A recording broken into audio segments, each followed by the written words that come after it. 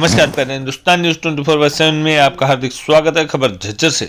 झज्जर में घर घर कांग्रेस हर घर कांग्रेस अभियान की हुई औपचारिक शुरुआत। दीपेंद्र हुड्डा ने कार्यकर्ताओं से कहा, अपने आप को दीपेंद्र हुड्डा मान चुनाव प्रचार में जुट जाएं कांग्रेसी कार्यकर्ता।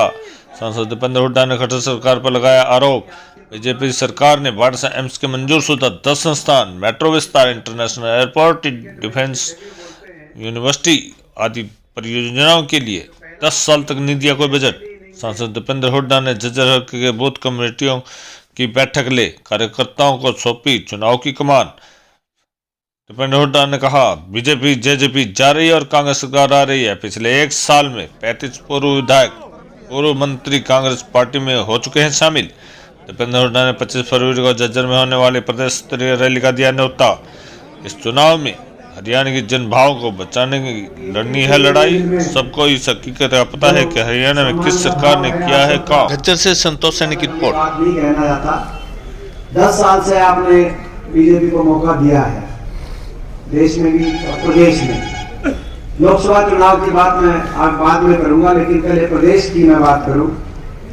प्रदेश में 10 साल पहले, 9.5 साल पहले बीजेपी की सरकार बनी, खट्टर साहब को मौका मिला, और 5 साल पहले खट्टर दुष्यंत सरकार, भाजपा जजपा की सरकार बनी।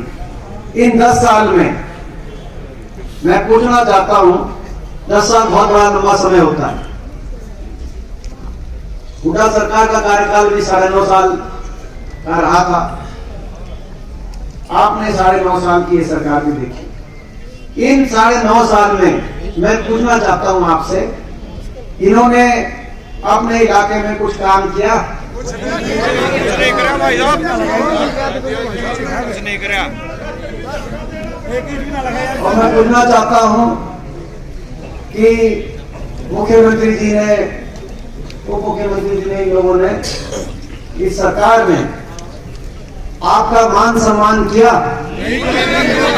इन 10 साल में। 10 साल लंबा समय होता है। 2 काम होते हैं सरकार के, काम करना और जनता का मान सम्मान करना, जनता की सुनवाई करना। उन्हें मैं यही पूछना चाहता हूं, मैं गीता जी से पूछना चाहता हूं, कितनी बार मुख्यमंत्री जी झज्जर विधानसभा में आए इन 9.5 साल? किसी गांव में एक बार बता रहा है कोई? आया भाई साहब, कोई एक बार बता रहा है आपके इलाके के लिए कितना दर्द होगा इनके दिल में। शायद एक दिन भी ऐसा ना रहा हो। ये बात तो ठीक है कि शायद मैं समझता हूं एक दिन भी ऐसा नहीं रहा होगा जब मैं इस इलाके में नहीं हूं, जब आपकी सरकार 10 साल में। तो भाई मैं ये पूछना चाहता हूं,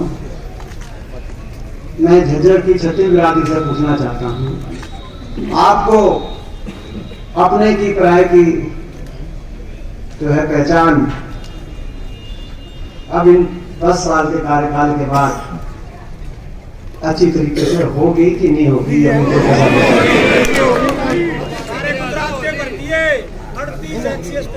देखो,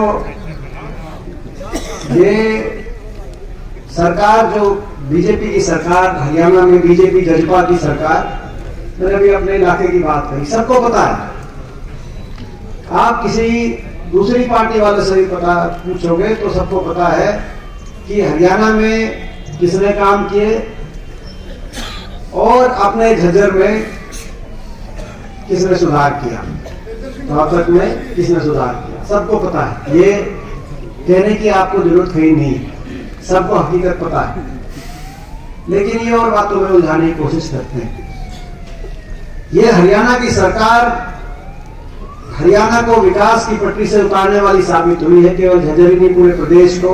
और देश में सबसे ज्यादा बेरोजगारी हरियाणा में लाने वाली सरकार ये साबित हुई। देश में सबसे ज्यादा महंगाई लाने वाली सरकार साबित हुई है।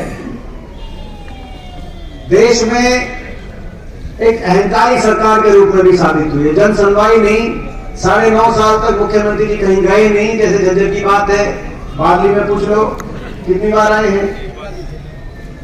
आप बेरी में पूछ लो कितनी बार आए हैं। तो ये अहंकारी सरकार साबित हुई है। 9.5 साल तक तो गए नहीं, अब आखिर साल में मुख्यमंत्री जी जा रहे हैं और चुनावी साल है, जनसंवाद का नाम दे रहे हैं, लेकिन वहां भी जनसंवाद नहीं कर रहे, जन अपमान कर रहे हैं। कोई उनसे कुछ कह दे, हिसार में गए तो एक महिला ने कहा कि जी इतनी बेरोजगारी देश में सबसे ज्यादा हरियाणा में होगी, यहाँ कोई फैक्ट्री लगा दो। तो कहा कि इसको चंद्रयान में बिठा के चांद भेज दो। सिरसा में गए तो एक लेडीज जिसका 22 साल का बच्चा नशे से चला गया, ये हरियाणा की पहचान बदल दी। ये दूध दही का खाना था, ऐसा हरियाणा था, खेल खिलाड़ियों का हरियाणा था, नशे में नंबर 1 हरियाणा बन गया। तो सिरसा गए तो एक लेडीज ने कहा 22 साल का मेरा बच्चा नशे से उसकी डेथ हो गई और जो नशा पकवाना काम करते हैं उन पर आप कार्रवाई कराओ। तो मैं इसको धक्के देके बाहर कर निकाल। करनाल भी सिक्योरिटी वाले हैं, ये जो सिक्योरिटी वाले ये धक्के मार के बाहर कर देंगे। मैं इनको याद दिलाना चाहता हूं कि सत्ता में है 10 साल, हमारी भी सरकार है, हम भी सत्ता में रहे। किसी को धक्के मारने की बात तो दूर है, 10 साल लोगों के लिए धक्के खाए होंगे, दिग्विजय ने किसी को धक्का नहीं दिया।